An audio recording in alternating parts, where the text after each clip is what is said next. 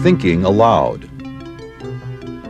Conversations on the leading edge of knowledge and discovery with psychologist Jeffrey Mishlove.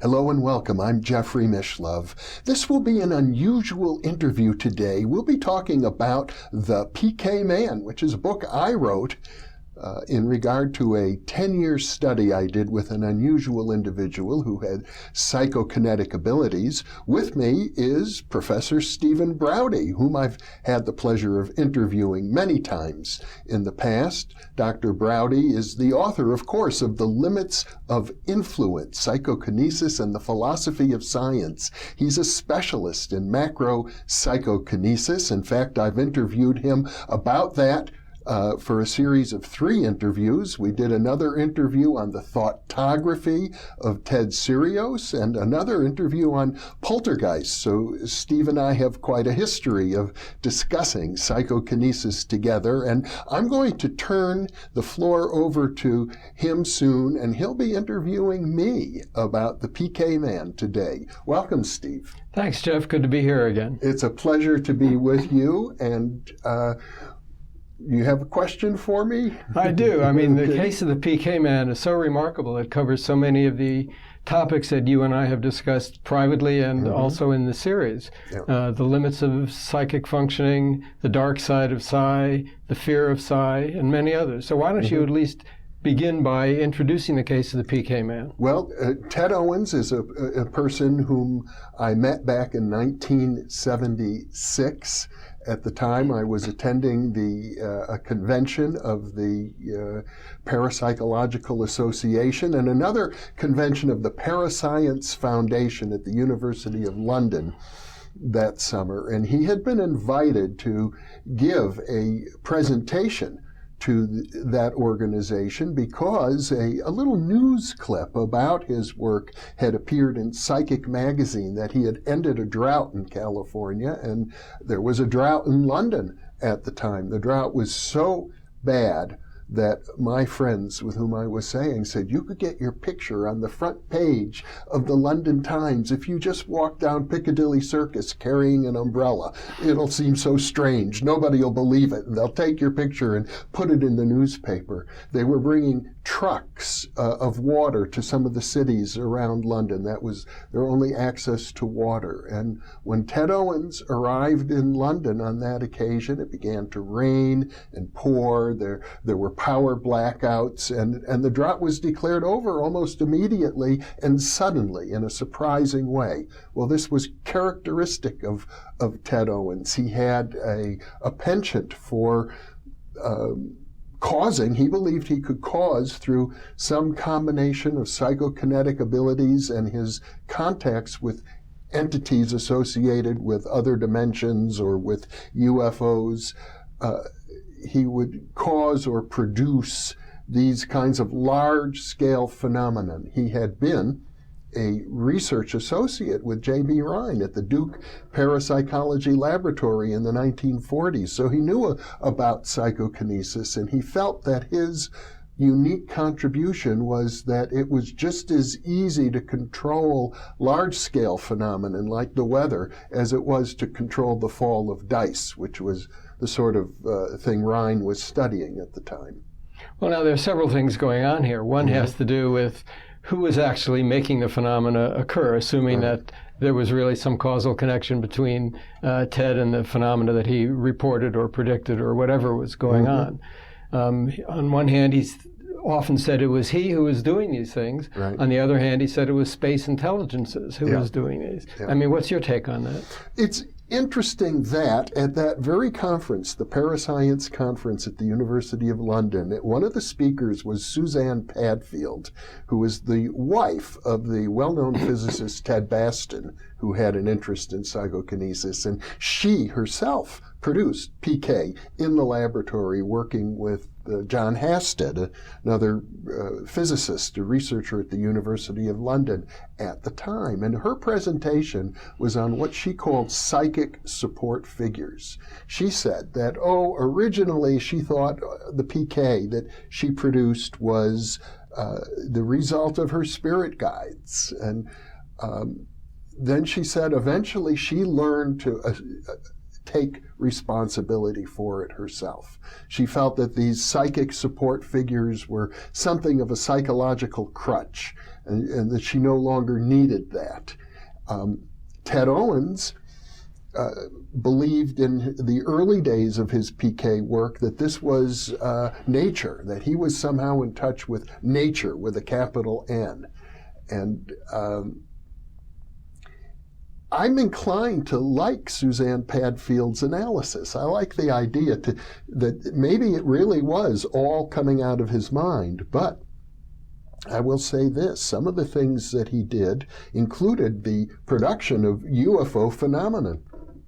After I started working with him in 1976, because he had a reputation for producing UFO sightings, I said, well, could you do that for me? And he said, yes, I will produce a sighting for you within a 100-mile radius of San Francisco. It will be seen by, in fact, he said, I'll produce 3 sightings within a 90-day window, a 100-mile radius of San Francisco. And as the experiment progressed, there were a couple of sightings, and then he said, I feel a big one coming. It's going to happen any day now. He said, it will be photographed. It will be witnessed by multiple people, and a picture of it will be published on the front page of one of your local newspapers. 3 days later, that actually happened. The picture was published on the front page of the Berkeley Gazette. This particular UFO was videotaped, and the video was broadcast on Channel 9 television, the big PBS station in San Francisco. It was witnessed by hundreds of people, both from the air and the ground, because at the time, at Sonoma State College, as it was then called, it's now Sonoma State University, in Rohnert Park, California, about 50 miles north of San Francisco, the art department was sponsoring an event with an artist who flew an airplane and had smoke trailing out the back of his airplane, and he was creating designs in the sky, flying about 300 or 3,000 feet above the college campus. Hundreds of people were outside watching with their cameras, the whole art department, and the pilot himself was in the air, and he saw a UFO. I interviewed him. It was in his airspace, and it was photographed and videotaped from below. Now, there are some problems of interpretation here, of course. Yeah. I mean, one of the things we've also talked about is how to understand precognition. Do you understand it as a retrocausal process where some future event produces an earlier precognitive experience, or do you adopt what Eisenbud called the active analysis and interpret evidence for ostensible precognition as a kind of psi-mediated inference, where you're just drawing inferences from states of affairs that exist already, or possibly is it due to telepathic influence or psychokinesis? Do you have any views on that? Well, it's a conundrum.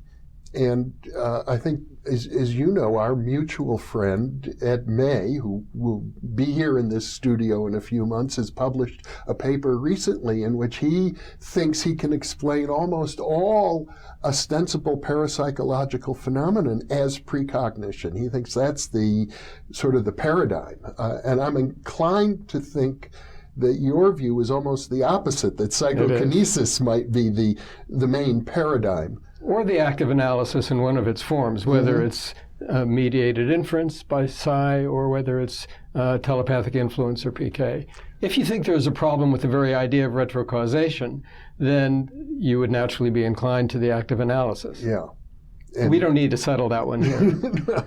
I honestly have never been able to make up my mind about it. Nor whether there is an external agent, the space intelligences, as Owens would call them.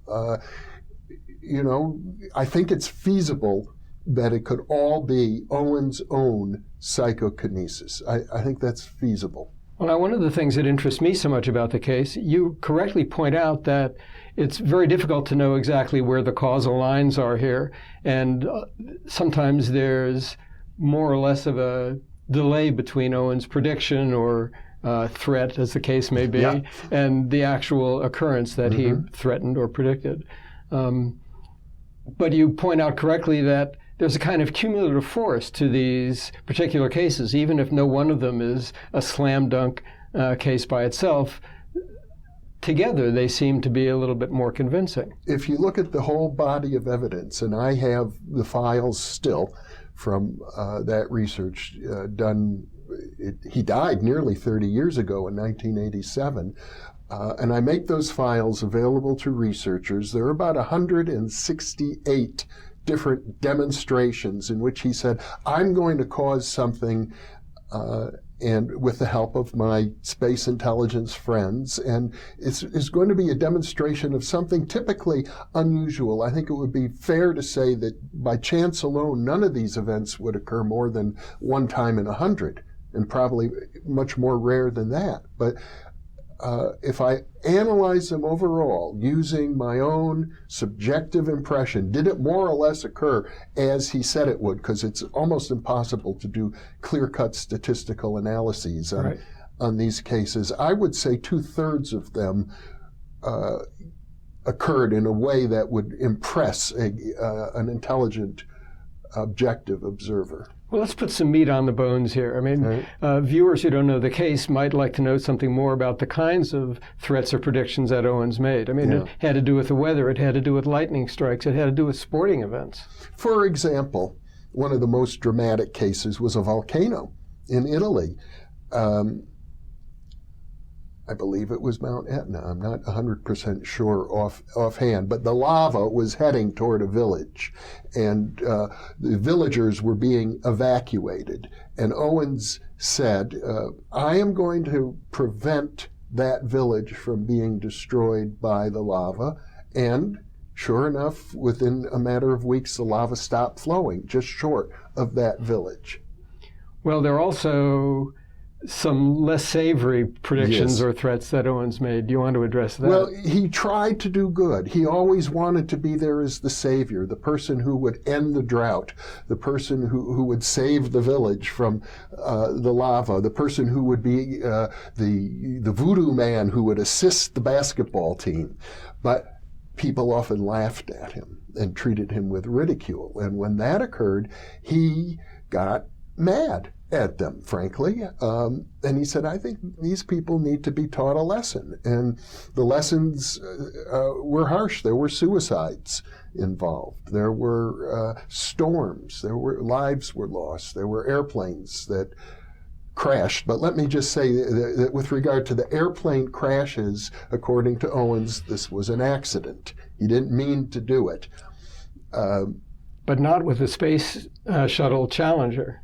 With the Space Shuttle Challenger in December, near Christmas of 1985, he called me up, very, very angry. And he said, Jeffrey, this is the most important phone call you will ever receive. My space intelligences really mean business this time. They are going to knock that space shuttle out of the sky. It's up to you. You've got to call NASA and warn them not to launch that shuttle. He said, there's nothing more I can do. And of course, that's a lot to lay on a graduate student at the time, as if NASA was going to listen to me. And frankly, at that time, his predictions hadn't been going so well. For years, I had not been paying much attention to him because he had made some very big predictions about nuclear explosions and major earthquakes that didn't occur. So when he called me up about the space shuttle, the Challenger, I paid little attention to him. And it was only about 2 weeks later when it did in fact explode. And of course, according to the researchers, the explosion occurred for well-known reasons concerning an O-ring and improper quality control and so on. But that event really happened. And it caused me to think to myself, I've got to take him more seriously. I can't just ignore this man. He's an incredible research opportunity. He might represent the most significant parapsychological find in history. Well, you and I have often talked about the implications of there being any PK in the world at all, and because that raises the question, just how far can this go? How extensive can the effects be? Right. And we know that no force can be used exclusively for the good, and Ted seems to illustrate that. Yeah. But when I think about his predictions regarding the weather, whether he's going to cause a drought or stop a drought and so on, a natural question I think a lot of people would want to ask under those conditions is, meteorology is not an exact science. Right. So how do we really know how to assess the likelihood of these things occurring on their own? It's almost impossible. I think your arguments about the limitations of the experimental method in parapsychology are particularly applicable here, and a journalistic approach or a crime investigator approach seems to make more sense to me in these instances. It does to me as well. Mm-hmm. Do you want to say something about Ted's relationship to sporting events? Well, he liked to get drunk, as a matter of fact. He'd sit down and polish off a bottle of scotch and have 2 or 3 TVs on at one time, and his goal was to cause football teams, basketball teams, typically to fumble the ball. He said he was much better at doing that than in getting them to throw perfect passes or make perfect shots from a distance. So it was like he would cause poltergeist type effects to go on. And often the demonstrations that he produced were accompanied by mysterious poltergeist-like effects, not just with sporting teams, but because he was being ignored by the U.S. government, and he wanted nothing more than to have scientists and government officials take him seriously so that his abilities could be harnessed for the good. But when that didn't happen, he'd say, well, I'm going to attack. I'm going to demonstrate in a negative way to convince you. And he tried to interfere with naval exercises. And there were reports of poltergeist-like events taking place on warships during naval exercises, as well as NASA launches. Now, you waited some time before you actually published the book, The PK Man. The first draft of the book was written in 1979. My co-author at the time was D. Scott Rogo, a very well-known writer and parapsychology researcher. And we had a publisher, and the publisher went out of business, and we submitted it to another publisher who looked at our manuscript, and he said, this is a terrible novel. He couldn't believe it was nonfiction. And at that point, I said to myself, people are not ready for this. And I let that manuscript sit in my basement for 20 years until 1999, when I had the thought that maybe there was enough sophistication and evolution in cultural ideas about parapsychology that there would be a market for this book. And there was a small market. It hasn't been a blockbuster. Most people are still either unwilling to believe any of it could be true, or for the people who do believe it's real, they think this is scary and I want nothing to do with it. In the 16 years since the book was published, have your views evolved about the case? I wish I could say they had, Steve, but it's still a conundrum, whether it's or the extent to which precognition, psychokinesis, and some kind of active external entity like the space intelligences it just is all, in my mind, they're mixed together. I suppose the most evolved view I could state at this point is that these 3 approaches are somehow inextricably intertwined with each other.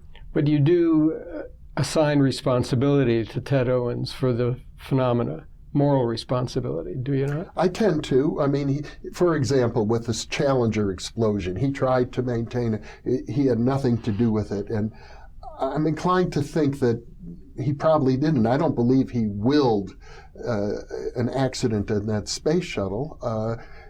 I think that might have been more of a precognition. But when he caused the drought in Florida after relieving Florida of a drought, that was retributive, wasn't it? Yeah, now that's a fascinating case because he was invited by a journalist, Wayne Grover, a freelancer, who had an association with the National Enquirer to end a drought. And he said he would, and it ended right on schedule, and the National Enquirer refused to run the story.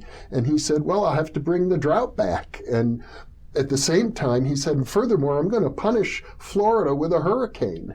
And out of nowhere comes this big storm, Hurricane David. It soon rose to Category 5 status. It caused incredible damage in the Isle of Dominica in the Caribbean, and then it headed to Florida. And Wayne Grover said to Ted Owens, look, you cannot allow this hurricane to hit Florida. It's a Category 5. Hundreds of people will be killed. And so Owens said, okay, I will prevent it from hitting Florida at full force. And mysteriously, according to the newspaper accounts, this Category 5 hurricane, which did hit Florida, diminished in power. It was only a Category 2 by the time it hit landfall in Florida. One of the interesting things you mentioned in the book has to do with the lingering effect of some of Ted's apparent influence. Do you want to mention that? Yes, because parapsychologists, particularly Graham Watkins, doing healing studies with mice, observed that once a talented PK subject attempted to influence the mice in a particular location, the effects seemed to linger long after. And I thought that effect was occurring in an example where Ted Owens had a friend at the Chesapeake Bay, where there are many naval installations. There was a radar installation, and he knew the radar operator, and he got let in late at night, unofficially, and he said, let me see what I can do with this radar. And there were many, you know how a radar screen goes, and he began creating all kinds of mysterious blips on the radar screen. The radar operator, a fellow named Richardson, signed an affidavit saying, yes, Ted Owens came and he said he could influence the radar, and we saw many strange things on the radar screen. Well, within several weeks of that event, at least 2 airplanes crashed in the Chesapeake Bay. And there's more to the story, because at that time, back in the 1970s, Owens was working with a famous science fiction and science writer named Otto Binder, actually the man who created the Shazam comic strip. And Otto Binder published 4 articles in Saga magazine about Ted Owens, including this story about the plane crashes in the Chesapeake Bay. And after one of those articles was published, Ted Owens was on an expedition to Egypt.